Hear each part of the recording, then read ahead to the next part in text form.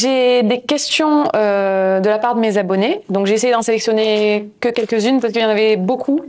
J'ai pas pu toutes les poser, enfin, toutes les noter malheureusement, mais voilà, j'ai noté celles qui revenaient le plus et celles qui me semblaient les plus pertinentes.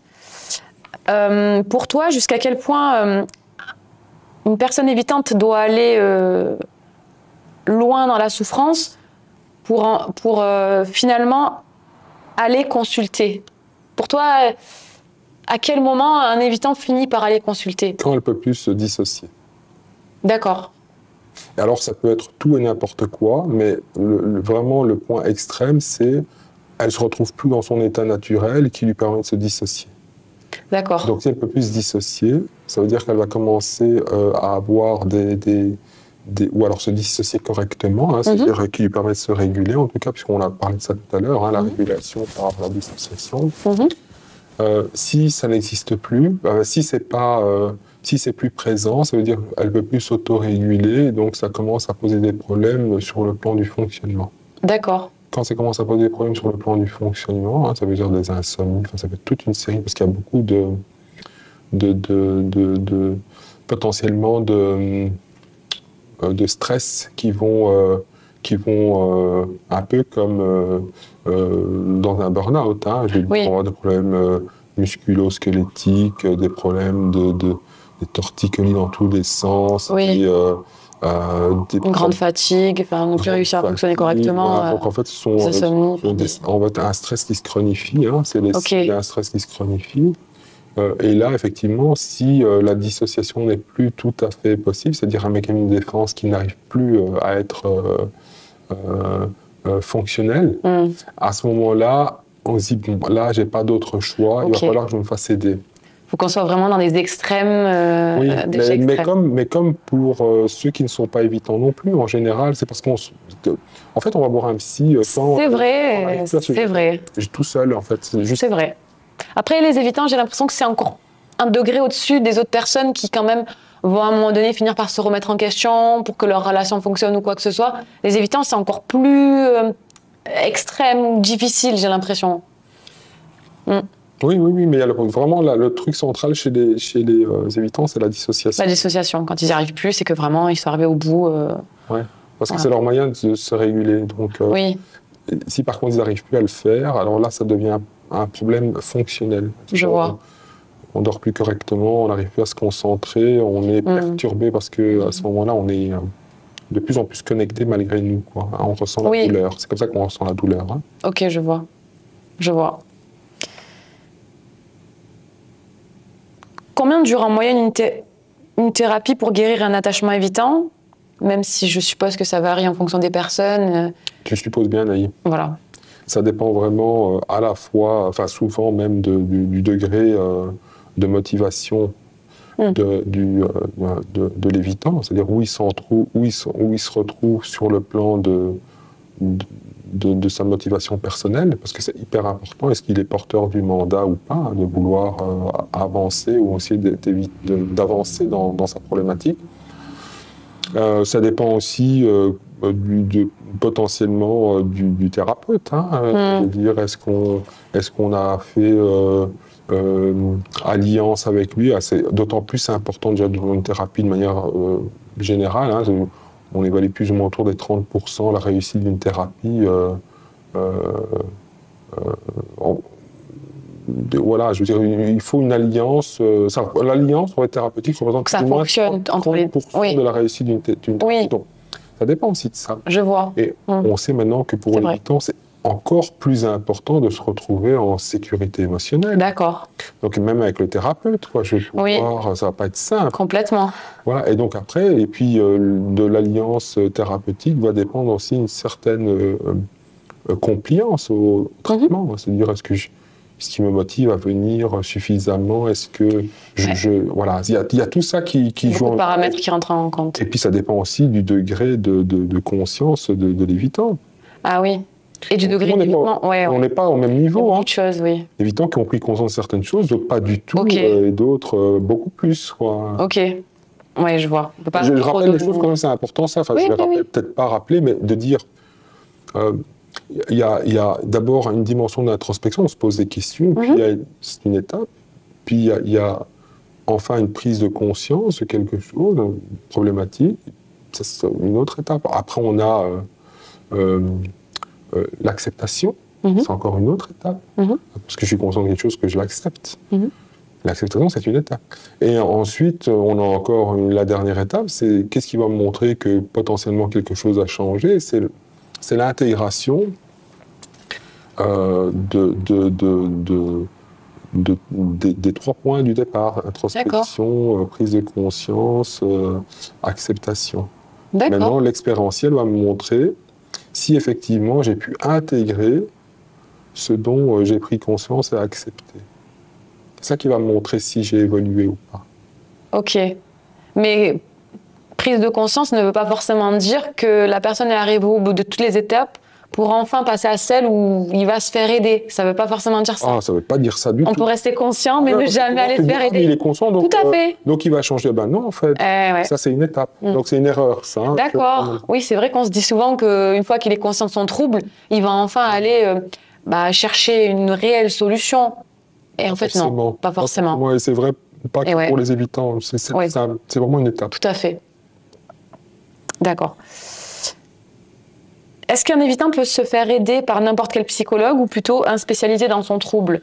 Alors, en général, tous les psychologues sont capables normalement de pousser des généralistes. Hein, donc, bon, voilà, ils ont l'approche psychologique, c'est-à-dire ils savent regarder les différentes dimensions, ils sont formés pour ça. D'accord. Alors, effectivement, dans les faits, maintenant, concrètement, en général, les psys ont certaines facultés parce qu'ils ont soit beaucoup apprécié le trouble, soit ils ont travaillé là-dessus sur leur mémoire, ou soit des travaux qui leur ont permis dans leurs études d'approfondir certains thèmes et tout. Mais normalement, ils sont censés pouvoir approfondir n'importe quel thème. D'accord. Et puis après, on sait, voilà, il y a des psys qui sont spécialisés en burn-out, en dépression, d'autres en lien d'attachement, évitement, potentiellement anxiété, d'autres... Enfin, chacun a des spécialités, et évidemment... C'est toujours mieux d'aller voir quelqu'un qui s'est formé. Oui, effectivement. Voilà, c'est-à-dire... Il n'a jamais eu de patient, peut-être, même s'il l'a vu d'un point de vue théorique. C'est pas la même chose. Ouais, voilà. Donc il faut du temps, et c'est vrai que en fait, quelqu'un qui est calé dans un domaine, c'est parce qu'en fait, il a déjà expérimenté beaucoup sur le plan clinique. Oui, ok. Voilà. Et donc, je pense que c'est intéressant, Voilà. Je crois que c'est la meilleure chose. Ce sera quand même peut-être mieux, ouais. Oui. Un évitant peut-il guérir son trouble seul, sans aucune psychothérapie, s'il en a vraiment la volonté? Alors moi, je crois réellement en ça. Je ne sais pas ce que ça vaut d'un point de vue... en fait,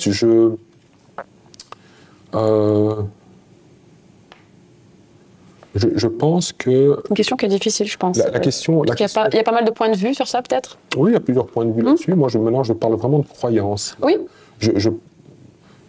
Parce que je pense à beaucoup d'exemples de personnes d'ailleurs qui ont fait, par exemple, des livres qui sont... je pense au pouvoir du moment présent, je pense. Eckhart Tolle, oui.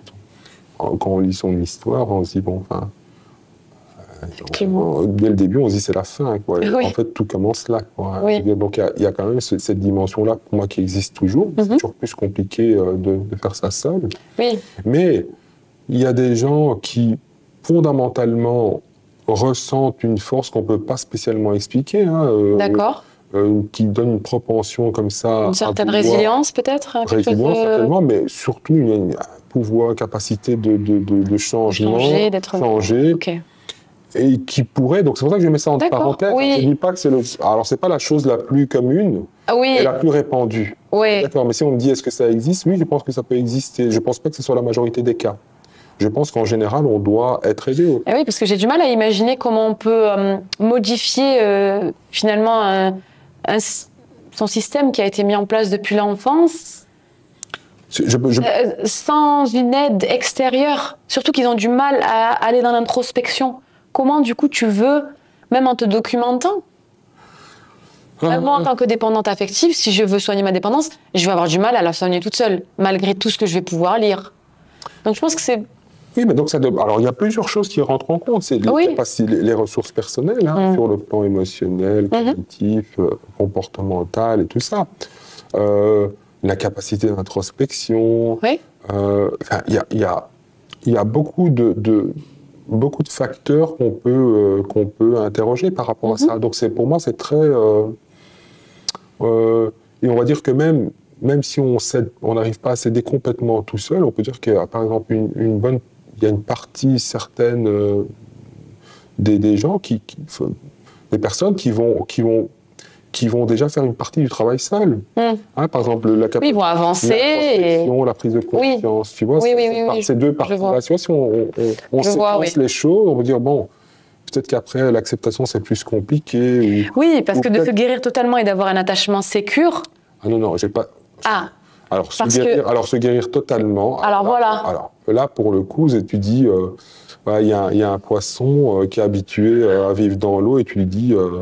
écoute, tu vas devoir vivre sur Terre sans ton eau et comme ça tout le temps, quoi. Bon, c'est quand même compliqué, quoi. Oui, mais guérir du coup totalement, ça va être compliqué tout seul. Oui, mais c'est... On peut dire.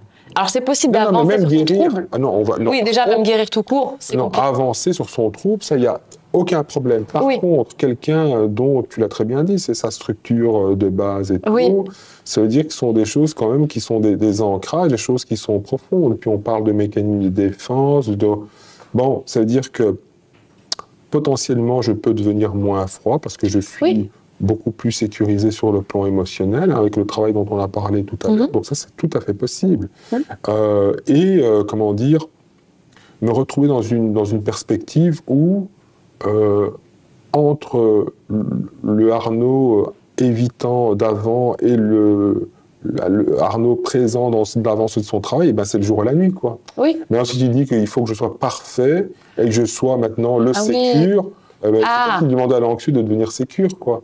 Je veux dire, on peut devenir plus sécure, je pense. Plus sécure, c'est bien. Plus sécure. Voilà. Après, sécure totalement. Donc l'autre, il deviendra moins évitant. Ni l'un ni l'autre, et l'autre, il deviendra moins anxieux. Un peu plus sécure, un peu... Tu vois, c'est donc, pour moi, ça, oui, c'est des passages de cet ordre-là, c'est tout à fait possible. Mais il faut une aide pour devenir plus sécure, du coup.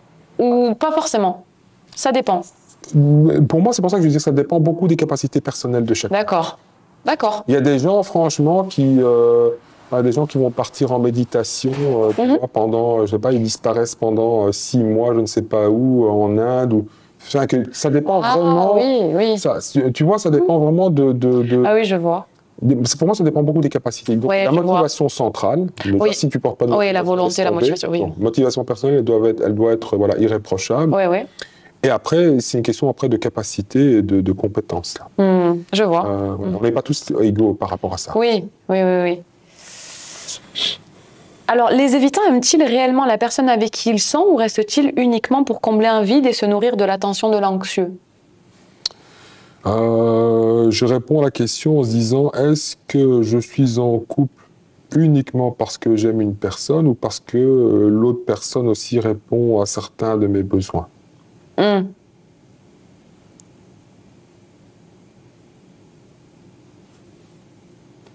Mais du coup, est-ce qu'ils aiment réellement la personne, quelque part? Et bien sûr, mais comme un anxieux peut aussi aimer une personne, mais aussi avoir besoin... parce qu'ils se coupent tellement tout le temps de leurs émotions que c'est difficile de se dire ils aiment... Un anxieux, il a besoin aussi des fois...